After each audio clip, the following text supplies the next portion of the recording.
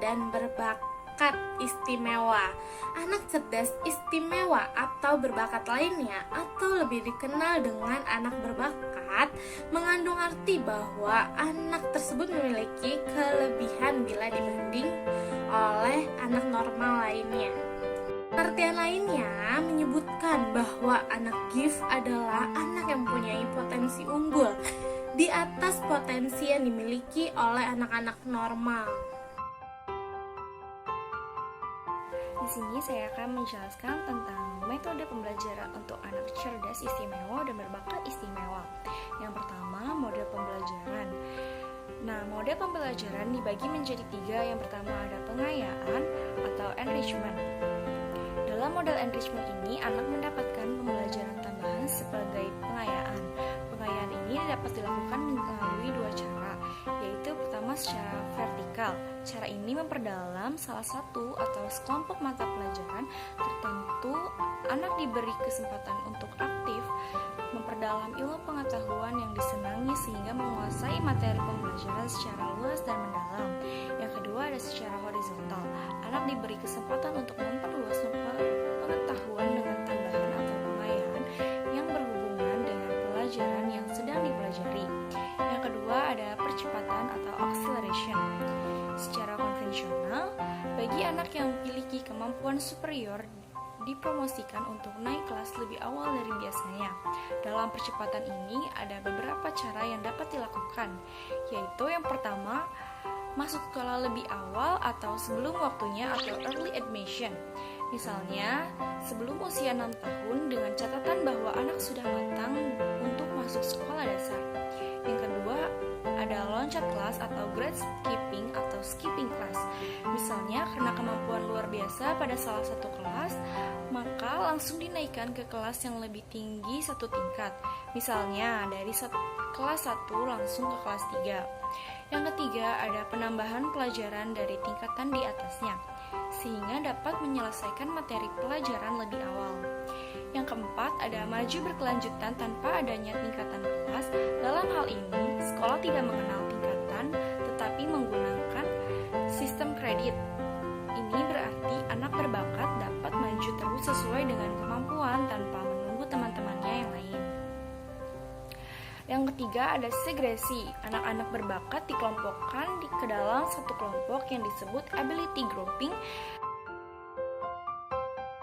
Di sini saya akan menjelaskan jenis-jenis anak cerdas istimewa dan berbakat istimewa. Anak yang mempunyai kecerdasan di atas rata-rata dapat diklasifikasikan menjadi 3 kelompok seperti dikemukakan oleh Suktina Tirtonegoro pada tahun 1984, yaitu jenius, gifted, dan superior. Ketiga kelompok anak tersebut memiliki peringkat ketinggian intelijensi yang berbeda. Yang pertama, jenius. Jenius ialah anak yang memiliki kecerdasan yang luar biasa sehingga dapat menciptakan sesuatu yang banyak, tinggi nilainya. Yang kedua, ada gifted. Gifted di sini anak ini disebut juga gifted and talented, adalah anak yang tingkat kecerdasannya atau IQ antara 125 sampai dengan 140. Di samping memiliki IQ tinggi, jika bakatnya yang sangat menonjol seperti bakat seni musik, drama, dan aksi dan ahli dalam memimpin masyarakat. Yang ketiga ada superior. Anak superior tingkat kecerdasannya berkisar antara 110 sampai dengan 125 sehingga prestasi belajarnya cukup tinggi. Ya, di sini saya akan melanjutkan penjelasan dari teman saya, yaitu layanan bagi anak cerdas istimewa dan berbakat istimewa. Yang pertama ada prinsip layanan. Model-model layanan yang diberikan pada anak berbakat, yaitu model layanan perkembangan kognitif, afektif, nilai, moral, kreativitas, dan bidang khusus. Di sini saya akan menjelaskan yang kedua, yaitu aksesibilitas layanan pendidikan. Beberapa cara dalam menjalani metode untuk mengajar siswa Girfred seharusnya mendorong mereka ke arah pendidikan abstrak, kreativitas, menimbulkan teks-teks asli tingkat tinggi, dan kemandirian.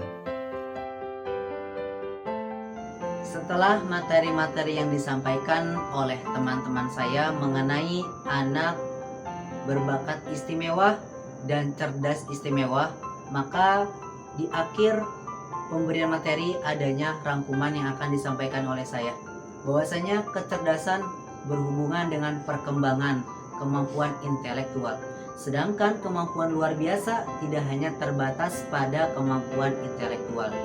Berdasarkan definisi tersebut, dapat disimpulkan bahwa anak cerdas istimewa dan berbakat istimewa adalah anak yang mempunyai kemampuan yang unggul dari anak rata-rata atau normal, baik dalam kemampuan intelektual maupun non-intelektual, sehingga mereka membutuhkan layanan pendidikan secara khusus.